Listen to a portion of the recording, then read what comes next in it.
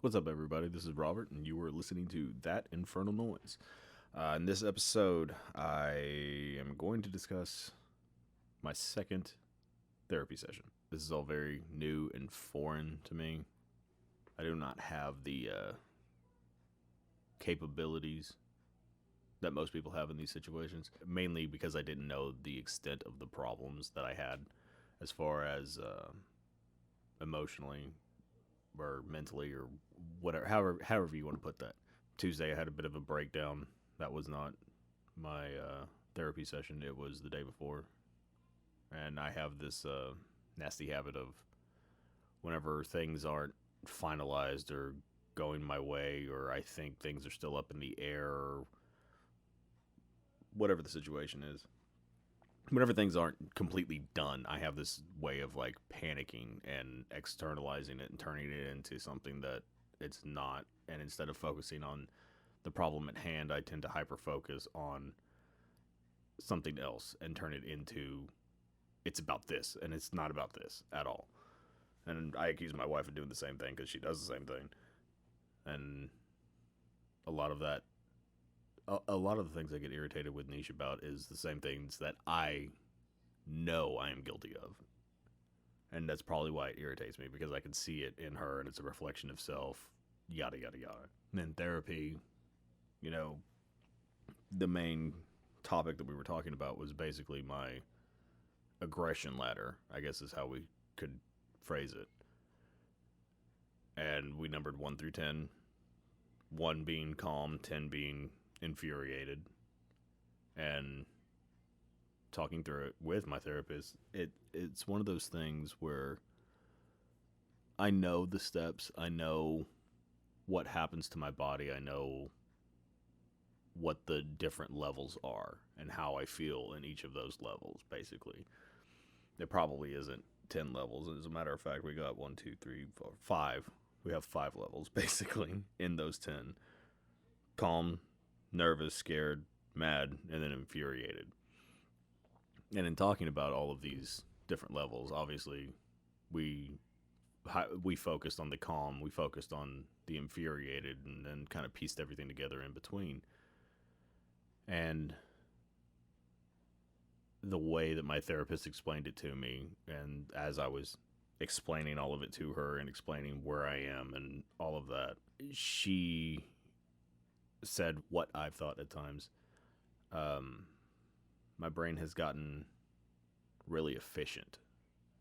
And I don't think that surprises anybody that actually knows me because I try to do things the most efficient way possible. I try to make sure all the bases are covered, everything is accounted for, and everyone's spoken for, and everybody knows their role or whatever the situation is. I'm that guy. I'm the one that I'm the detail guy. I like knowing everything. I like having everything set in stone, ready to go, blah, blah, blah, whatever. And I try to do things as quickly as possible as well because I don't like wasting time. I absolutely hate it. I absolutely hate waiting. I'm not a fan of it. I don't like being late either, for that matter. Which is funny that I'm also a procrastinator, but that just goes into my whole dichotic nature that I've always had, that I've never really understood how I'm both sides of the same coin. Anyway, my therapist was talking about how efficient my brain has got, and not necessarily in a good way. She explained it in, okay, well, what is something you think you're good at? And I was like, well, I consider myself to be a fairly hard worker, and I think I'm pretty good at the job that I do professionally. And she was like, okay, were you good at it at first? No, not remotely. Like I was hyper focused and hyper vigilant on it, so the lack of knowledge didn't deter from the work rate, if that makes sense. And she said, okay, yeah, but you had to get better at it to where now you're comfortable with it. I agreed with her. She's like, okay, well, you have to think that whenever you have trauma and whenever you have all of these negative things in your life, your reaction whenever you get hurt or angry or something bothers you or whatever, Your natural inclination isn't to fear something, and it's not to get sad or depressed about it necessarily. Those things do happen, but your reaction is anger. And with how efficient you are as a person and how efficient your brain is, you have dealt with so much trauma and so much of these negative things that your brain has gotten so efficient that it goes from calm to infuriated in the what seems to be the blink of an eye. And it's not like I didn't know that. It's not like I had no clue that that was a thing, because it's been very obvious for a very long time that I can go from calm and chilling to completely nuclear in breakneck speed. That's not good for relationships whatsoever. It's hindered probably a lot. It's hindered a lot of my growth. I know that for sure, because I feel whenever I have those moments, instead of trying to figure out why I have them, I just lean into it, and it turns into basically a day-long fight. And I'm probably going to say this a lot in the course of this podcast, or in the course of my podcast in general. I'm not that guy. I don't like being that guy. I don't like being the angry dude. I don't like just lashing out blindly, because I consider myself a very logical person. I consider myself to be very knowledgeable of myself and like my body, my mind. I try to be cognizant of all of these things all of the time. And whenever I lose control, it's like a blackout, sort of. And I know that because I'm a fucking alcoholic, and I know exactly what a blackout feels like. So I guess that's not exactly the right term, but oh, okay. It's a better explanation of it would be I'm a passenger in the car. I know that I'm the one driving, or I'm supposed to be the one driving, but I'm just sitting here watching all of this happen from like a third person perspective. And I explained kind of what I go through a long time ago to Niche, and the best way I could put it is it's like being John Malkovich. At the start of the movie, whenever they're inside his head, they can't really control anything. They're more passive, and they're just kind of watching everything happen from this disembodied perspective, where they're seeing everything normally, like they would see things in their own body, but they're in his, and they're just kind of watching life play out. And that's kind of how it feels. It's like whenever I lose control, I lose control. And do I feel that at sometimes people push me? Absolutely. There's no doubt in my mind that I have been pushed a lot in my life, a whole lot in my life, because there have been times that I've tried to de-escalate situations, and for whatever reason, people feel like that's not okay and that's not acceptable, and they have to say this, that, or the other, and they have to assert their opinions in it. And it's just like, no, sometimes we just need to shut the fuck up, and we need to just listen to the other person, or listen to the silence. I know I've been guilty of having a problem with that. Whenever I feel like I've been wronged, I tend to I shut up for a second, and I'm like, but what about, and just continue whatever the fuck it is. It's not healthy. That's not healthy whatsoever.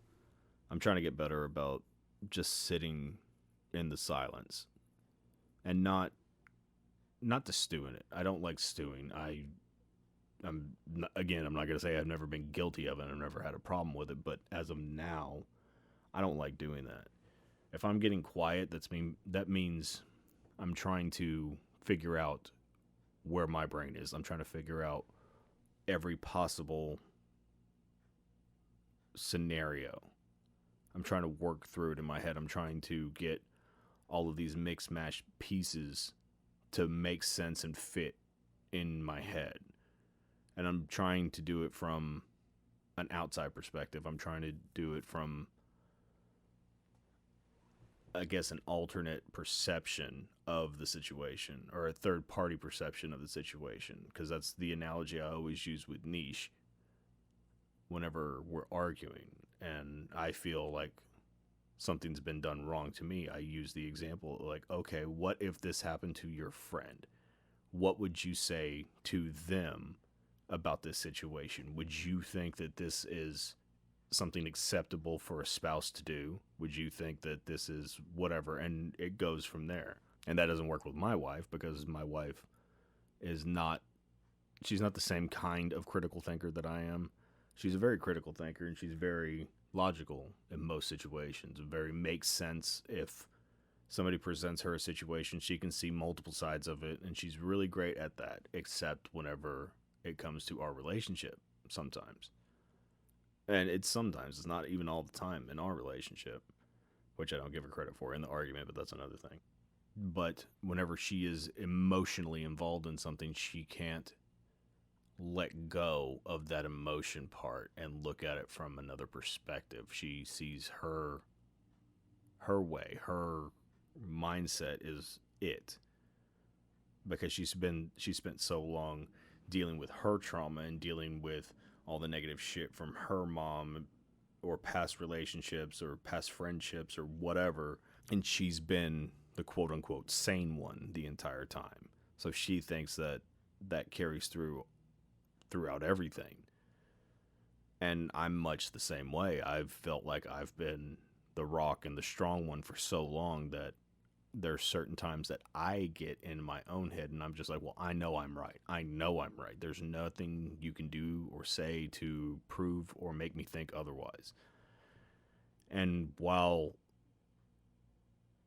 whoever's right and wrong may be what it is, we should, as people, be able to look past that and see the other person's opinion at least. And I know whenever I get angry, whenever she gets emotional, she doesn't get angry. She doesn't have the same visceral reaction that I do. She gets the sad, the depressed, the very emotional part of it. I get emotional, but whenever I get emotional, my emotion is anger, which makes for a very volatile situation, because whenever I get angry, I don't typically like people crying, and whenever I get angry and we start fighting, her reaction is to cry. So you can imagine how well that goes. And this is not a shit on my wife episode whatsoever. That's not what that is. I'm just trying to just set the scene and describe everything that we were going through. And it all tied into my anxiety. It all tied into my fear of certain things not happening as quickly as I would hope, or not getting responses, or whatever. There was a culmination of things that just, it stuck with me, and I felt alone in the situation, is basically what it boils down to. And with my past, with my childhood and all that stuff, my biggest fear is being alone, being unheard, being unwanted, and all of that stuff. And all of that, everything that I feel, anything negative, it ultimately turns into that. It ultimately turns into, well, these people don't want me. I'm not wanted by this group. I'm not accepted by these people. I'm not accepted by my professional peers because I come from a different place, or I think a different way, or I speak a different way, or whatever the situation is. And I even feel like that in my own family most of the time. And not with my extended family. I'm talking about with my wife and my kids. I feel like I'm never going to be good enough, no matter what it boils down to. And whenever I'm made to feel like that externally, or from an external source, that ultimately just leads to my anger. And going up that aggression ladder is a hop, skip, and a jump for me. It's super easy for me. I can go from being calm, one thing can get said, one thing can happen, and it just spirals out of control insanely fast, which isn't good. There should be steps, there should be levels to where you can see it coming, and most of the time I do see it coming. I just can't, once my brain gets going, I can't control it enough to pump the brakes or slow down or anything like that, and it just keeps going and going and going until I realize I'm sort of half coming out of it when I'm starting to calm down again, and I'm regretting things that I've said, not because I didn't mean them, but because in the fashion that I said them, instead of being understanding and empathetic and trying to get my point across a way that is not the most harsh and just aggressive, trying, not necessarily trying to hurt people's feelings, because even in those moments I don't want to try to hurt people's feelings, but it's very visceral. It's very, if you didn't know me and know how I am, you would just think I'm a dick, which it's probably not wrong in most situations, because I really don't give a shit in general. Well, I tell myself I don't give a shit. I do give a shit. I don't like upsetting people, but I feel like I have to put up that wall to where I don't give a shit, because I have certain things I have to do, and I have things that I want to accomplish, and I can't let my feelings or my anxieties get in the way of that. And that's a way to cope with it, is by putting, it's not necessarily putting up a wall, but I guess it is at the same time, to where, like, look, I understand your point of view, but I don't give a shit. I can't give a shit. I can't put forth effort towards that, because if I do that, then I'm taking away from myself. And if I take away from myself, that's going to do me more harm than good in the long run, because that is just going to add up with all of the other stuff I've done in the course of my life, or that's happened in the course of my life, and it's going to turn into more neuroses. And I can't keep doing that. I can't keep just throwing gas on the fire. And that's the whole motivation for me going to therapy now. It's like, I don't want the fire to keep burning. I don't want the fire to keep getting bigger and end up engulfing everything that I've ever cared about, and the only things that I care about now, because this side of me has taken a lot from me already. It's caused addictions. It's caused vices and infidelity and God knows what else that I don't even know. I've destroyed relationships. I've destroyed friendships. All kinds of shit. And don't get me wrong, some of them needed to be fucking destroyed. 100%. They were toxic to begin with, and they should have never been entered into in the first place. But the way that I went about it was just, it was sabotage, and it was like it was a mafia hit. It's like I knew what I was doing. I knew that if I do A, B, and C, this is going to end up tanking this relationship or this friendship or whatever. And once Nisha and I got together, that started happening way less, because I started realizing there are certain people in my life that they don't really give a shit about me. And I realized I was putting forth more effort with them than I was the people that I should be, i.e. my kids, my wife. And it was always gimme, gimme, gimme, as opposed to, hey, what's up? Let's talk about this. Let's fix this situation. Let's work together. Whatever. It was always me putting forth effort and getting none in return from people that I was very, very close to. People that were aunts and uncles to my kids type thing. And I was uncle to their kids. That type of thing. And part of me, yeah, misses certain things, certain aspects. You know, because I have good memories with everybody, even the people that I don't talk to anymore. I have a ton of good memories with a lot of people, but looking at the overall relationship and the overall dynamic of those relationships, you get to a point in trying to better yourself where you realize that these people don't put forth the same effort. They don't care about the relationship the same way that you do. And I realized that 10 years ago, but I still struggle with it. I still struggle with my place. I still struggle with what people's expectations are of me. And I still try to adhere to their expectations as opposed to just being my authentic self and just living and trying to grow and trying to better myself, because that's all I've ever really tried to do. I take that back. No, even as a kid, not a kid, as a teenager, I wanted to learn as much as possible, but I wanted to learn about the things that I was interested in. I didn't give a shit about school. I didn't give a shit about what everybody was trying to teach me. I wanted to learn what I wanted to learn. I wanted to learn about the mind and how it worked, which leads me to all this mental health shit. Psychology's always fascinated me. Sociology's always fascinated me. The way that people's brain works whenever trauma is introduced, or whenever PTSD is introduced, it's scary and fascinating at the same time. And I have I have a lot of both. So I feel like I'm a good test study.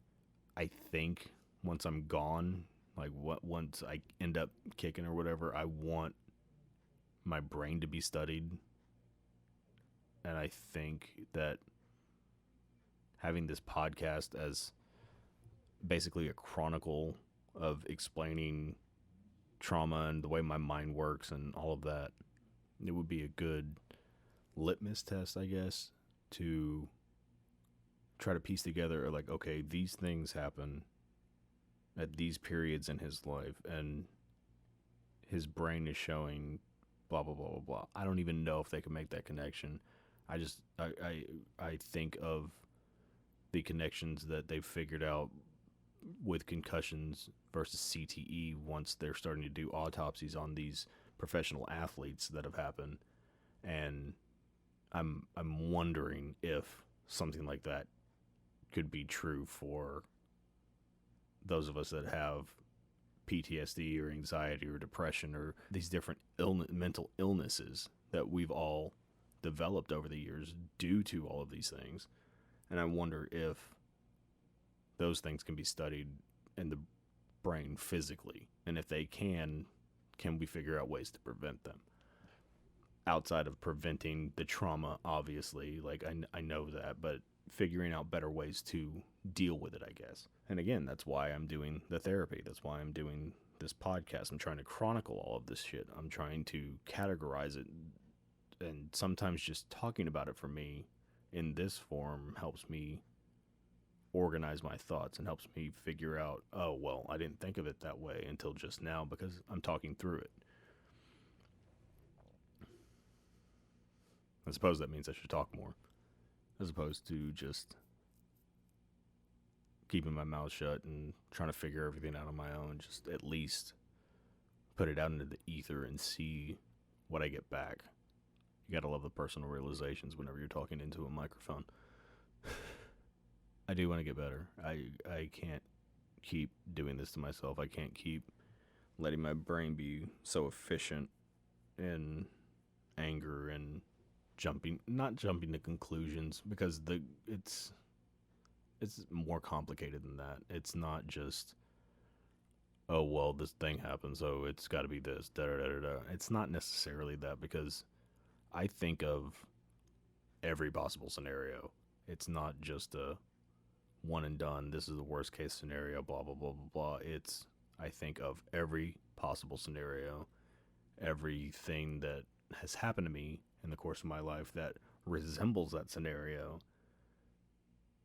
and it just turns into this tornado of shit in my head that I do not want to deal with anymore.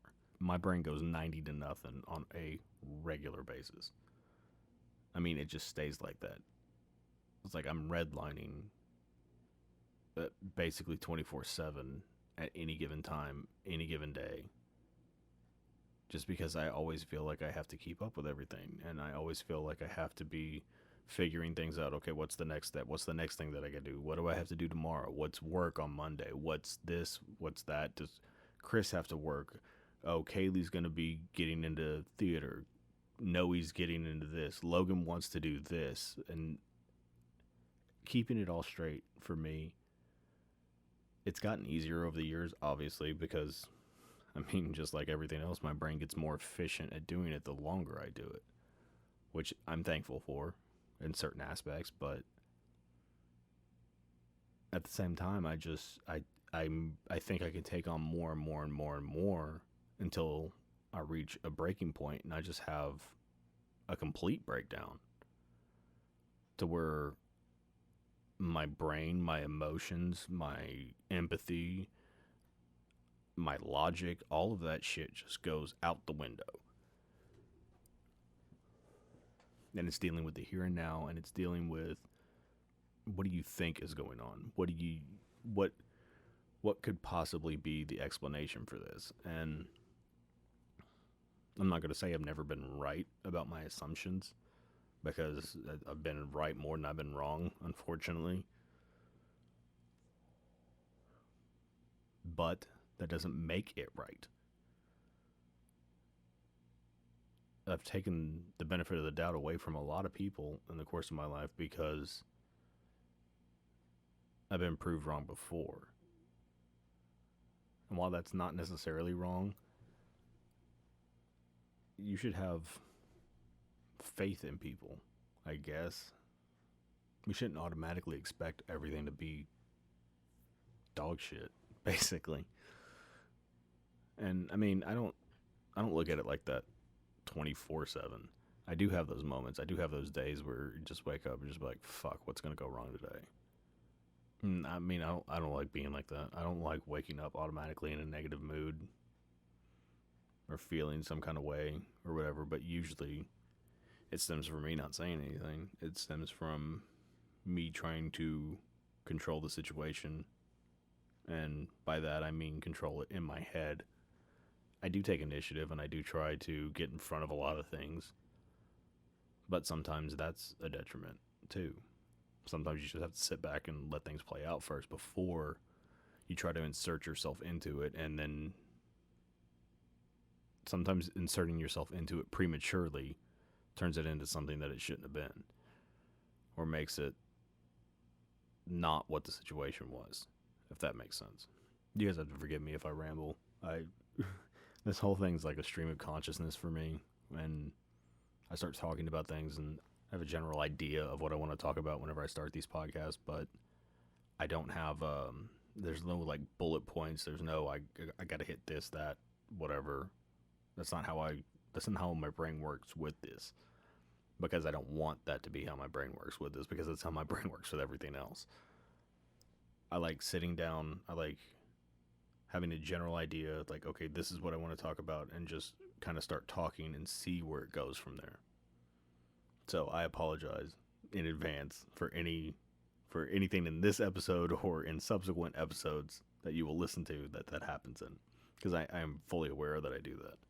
But I'm trying to fix my brain. I'm trying to use this to fix how my brain works and how it functions. I'm trying to break the cycle of trauma. I'm trying to break the cycle of PTSD and letting it affect and dictate how I react to every single situation and every single facet of my life. Yes, I want my brain to be efficient. Yes, I want to be able to work through things quickly mentally. I do want that. I've always wanted that. However, I also want the peace and quiet. I want my brain to be able to shut off at a certain point and just relax, and there be calm, and there be a peace about it. And I'm taking steps to do that.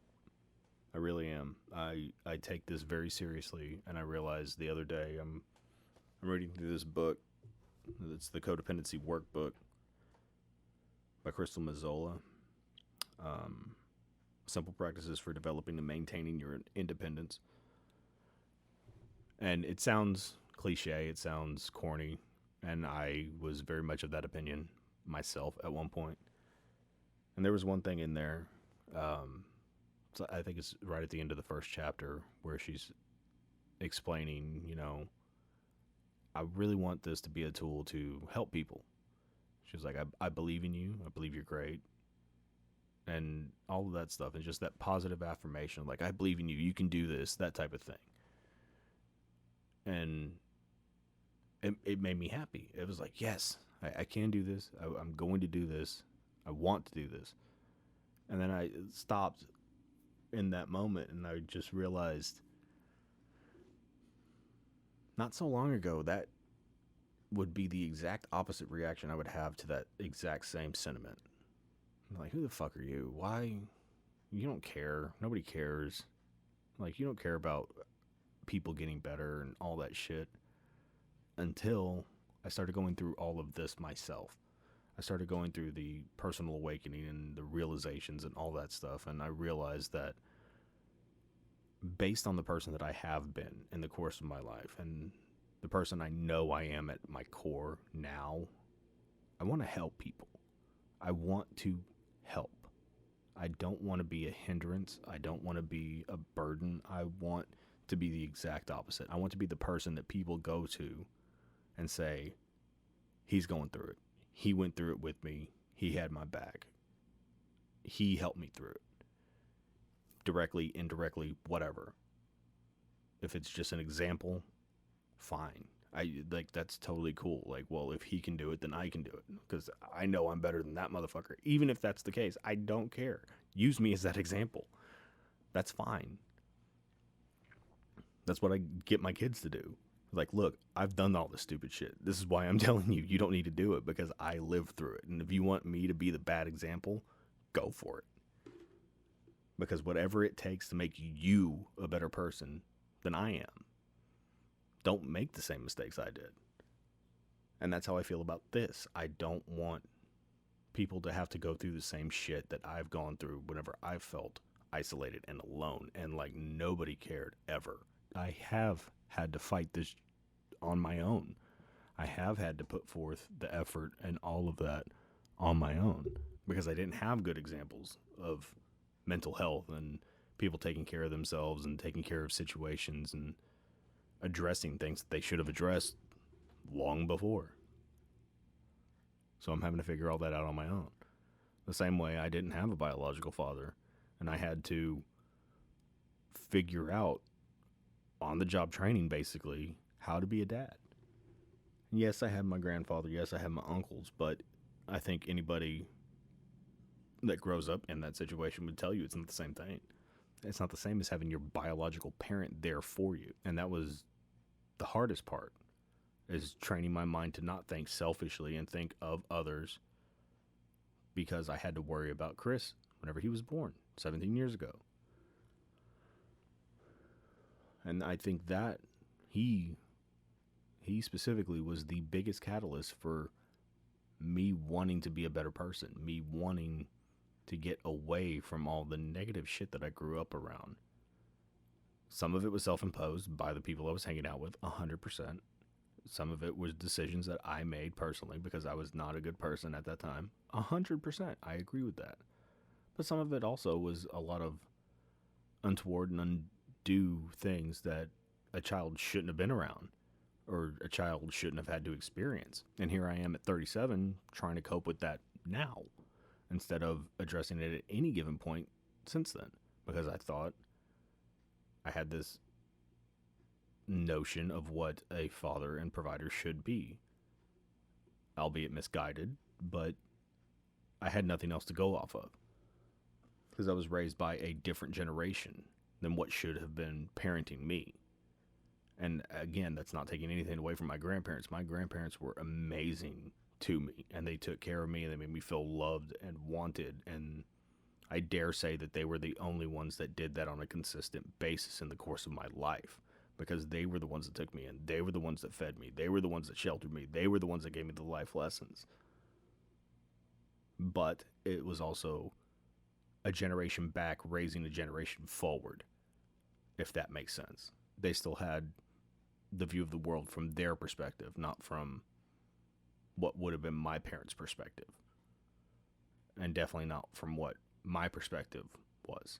And all of that has culminated into everything that I am now mentally, with all my insecurities, with all of my traumas, the PTSD that I may or may not have, whatever. All of that has turned into this and what I'm trying to fight against now. And the more I do this, the more I realize it shouldn't be a fight. It should be an understanding.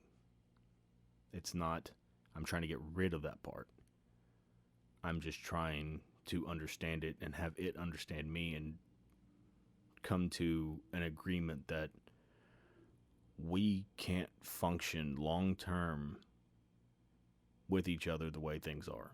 And I know that sounds kind of crazy because I'm putting this personality on my traumas and whatnot, but that's how it makes sense to me in my head. Like, if this was a professional relationship, we would have to have a come to Jesus meeting and say, look, bro, this is not working out the way it is. So we need to adjust our priorities and realize you can't do this and I can't do this anymore. And we have to come to an agreement. And if we can't come to an agreement, that's when you have to take a step up and be like, okay, this got to fucking stop. And that's when you should get to the point where it's like, okay, you got to go. I can't deal with this shit no more. But for me, I don't know if that's healthy. I don't know if it's healthy to just push away all of my things instead of trying to work through them. I think everybody should try to work through them. Because it's not like you can compartmentalize all that shit and just get rid of it. You usually just bury it down until it comes back later, and then it comes back with a vengeance, and it turns into a whole bunch of shit you don't need or want. This is going to be a long journey. A very long journey. I know that. There's going to be moments of regression. There's going to be moments where you look at everything and just think, fuck, I can't do this. I can't do this. I give up. This is going to break me. And it's going to. It's going to break you. It's going to break down who you are at your very core, and you're going to be lost. You are going to feel alone. Very, very alone. And while that may be true in some instances, there's something you can hold on to no matter what, I'm sure. I don't know everybody's personal life, obviously, but there's always at least that one person or that one reason that you can hang on. Or that you can get through anything. You know, for me, it's, as much as I want to say it's my wife, it's not always my wife. It's her most of the time, admittedly, but it's my kids. You know, I look at Chris and Kaylee and I see them developing a lot of the same mental traits that I've had, or that their moms had, or that their other dad has had. And it puts a microscope on me. It's like, look, you stopped doing cocaine whenever your son was born. Because you had to. Because your ex-wife did not want it around her, much less any kids we had. And you had to make that decision then. And you did make that decision to better yourself, because you shouldn't have been doing it in the first fucking place. And you decided this is more important. With my drinking, it was much the same thing, except there was no ultimatum given. It was a rock bottom moment, and I realized I have to stop doing this because I can't show my kids that I'm an alcoholic their entire lives because they're going to think it's okay for them to do. My quitting smoking, same thing, and 20 more examples of that exact thing. I hold on because of my kids. I'm doing this for my family. I'm doing this to be an example. If I fall, I fall. But I don't mind falling. Because I'm going to get back up. And if anybody knows anything about me, whenever I get back up, I'm coming up swinging. Always do. Because I don't just lay on my back for nobody. That sounded really dirty. I didn't intend that to happen. This is a fight. It's got to be a fight, I guess. Because you're fighting the shit that's in your head, the shit that you can't see, the shit that you can't defend against. So I guess I was wrong, and it is a fight. And you're not going to win every round. But if you keep trying, eventually you'll get the recognition and the respect at least. And that's what I'm going for. I want to recognize myself again. I want to respect myself again. And I'm working on it. And I hope you are too. that's going to do it for today, guys. I want you guys to remember to take care of each other, but most importantly, take care of yourselves. Later, guys.